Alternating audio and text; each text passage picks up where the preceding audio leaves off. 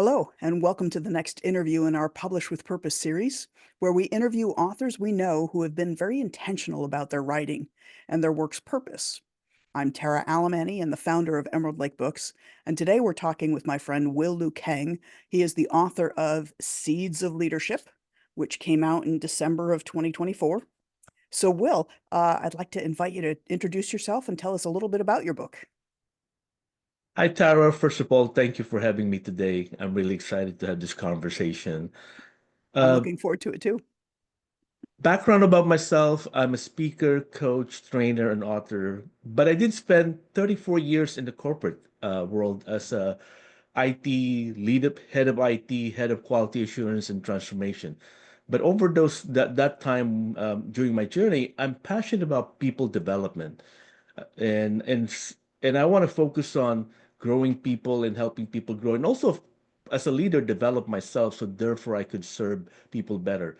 But over the course of my journey, I have a lot of experience where I learned something or I did something or experiment something about leadership, and I said to myself, what if I collect all those stories and all those little nuggets of information? I could turn them into a book. So 8 years ago, I decided to journal it. I journaled it, and I would write in a Word document, and I was just starting compiling topics. And before you know it, I realized I have enough content, and that's where Seed of Leadership comes from. The main focus really around helping people grow as a leader. That's great.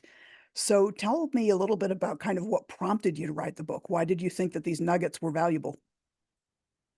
A lot of experience from my journey working for good leaders and not so good leaders, and seeing how people react and grow within those space, how a leader who's not good in their role affect the not only the morale but the overall ability of the people to grow and develop. And I felt like there is this opportunity for me to share the insight and knowledge that I had firsthand experience, and be able to tell those story that I weave into to each of the chapter, to be able to help them like advance their learning of leadership. Because I learned a lot of my experience in learning about leadership is either emulating someone, reading a book, or failing and learning from my lessons. Yeah, I think that's one of the things I really liked about the book is that not only do you talk about how to grow yourself as a leader, but by using examples of people you've worked for as well as those you've mentored or who have worked for you, you show both up what do they call it, top-down leadership and Yep, bottom-up leadership. bottom up. And so you really cover both of those, which I think are qualities that, depending on the circumstance, makes a big difference in which one you're going to use.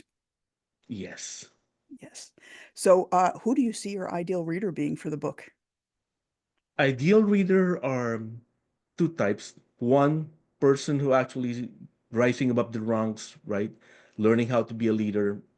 It's good to read this book because the reflection actually help you and challenge you to think about what are you doing now and what are you doing to prepare yourself for tomorrow. The other type of leader that I was looking to actually read my book are people who actually are currently in leadership, maybe in middle leadership, to kind of help hone and pivot your leadership to where it needs to be. Because leadership is not about us leading other people, but it's about us serving others, putting people ahead of us, not but by not being selfless, but actually being mindful about our goal and objective in helping them grow, as well as meeting our corporate goals and responsibility for the company. I like too how you kind of end the book with the precaution though that while leadership is very valuable and important, you also have to figure out how to reach a point where you've set up the platform for you stepping out of leadership as well. Absolutely. That's the third pillar of the book, right? Looking into the future. Because I look at leadership as a transitional state. We don't own that spot. In fact, it's like a lease. We lease that spot for N number of months or years, and then we need to look for someone who could take over, giving that opportunity for someone to shine, giving that opportunity for someone to grow while you're actually, there to support them. and now it enable you to actually do something else. And in my career, I was very fortunate because I was given a lot of opportunity to take on roles and then go to another role because I practiced that mindset of planning for the future. It was easy for me to hand off my work because someone's always there learning what I've been doing. And therefore, when I'm ready to move on to something else, that person not only is able to do the work, but they tried. Everyone noticed how good they are. And Mhm. I felt like a proud parents when you see that your predecessor is doing so well. And sometimes they're like, wow, they're so good. We should have done this long time ago. And be like, yeah, that's a good job. Like I felt like a proud parents. I don't tell Mhm. anyone, but I sit there, it's like, oh, I'm so happy, I'm so proud. That's wonderful. So you've clearly defined who your ideal reader is. What were you personally hoping to accomplish by writing a book? Hoping to what I hope to accomplish is to, if I could have one person read it and turn around, and because leadership is not addition, leadership is multiplication. So if I could get one leader who read the book and turn around and grow their team and their organization, I think I've done the job, right? I think that to me is touch one person, and that one person would touch n number of people. And or if there's one young athlete who read the book and learn from it and learn how to serve other people, because if you're in a position where you have a lot of opportunity, you could be a leader for other people, you could be serving other people. And that's another one of other goal that just came about, like, as I released the book and seeing how it affect other people. That's great. So how has the book been received so far? What kind of feedback have you been getting? Oh, it's actually heartwarming because when I published a book, I was worried about maybe a few people would buy the book, but a lot of people who bought the book end up telling me how much they like the book, that it's not theoretical. They love that it's concise. It starts with like a concept and a story and then a reflection, and therefore you could digest a chapter and you could sit and actually uh, learn the nuance of it. In fact, my nephew, who's a dentist, he's a 34-year-old dentist practicing in Ohio. He reads the book and he actually would call me and we would have a conversation about it. And at times he would challenge me like, Uncle Will, you wrote this, and I interpret it this way, and I was like, oh my God, like you're really reading my book. And so many people have reached out to me and says how much they love the story that I added to the chapter, how much they like the reflection that challenged them to think through what they're doing now and how they want to intentionally grow themselves. I didn't expect that. I thought about how that would have you benefit the reader, but to hear people say good things like that is just heartwarming.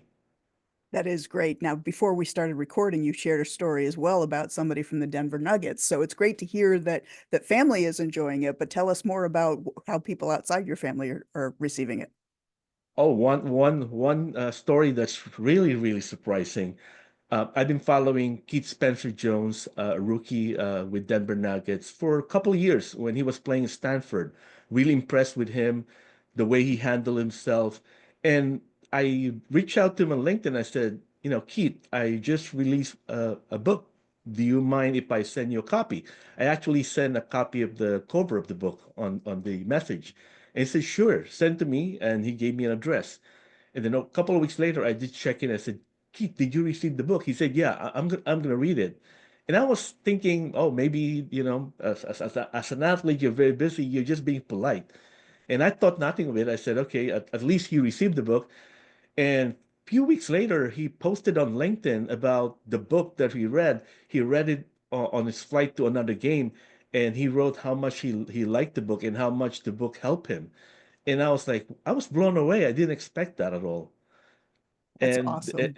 and to me, it's like I actually repost that on LinkedIn. I was like, oh my God, like I never expected it. And these are the type of things that I felt were gifts from releasing the book, because other young athletes have reached out to me and then they turn around and post on Instagram holding the book that I'm looking forward to read this book during my break.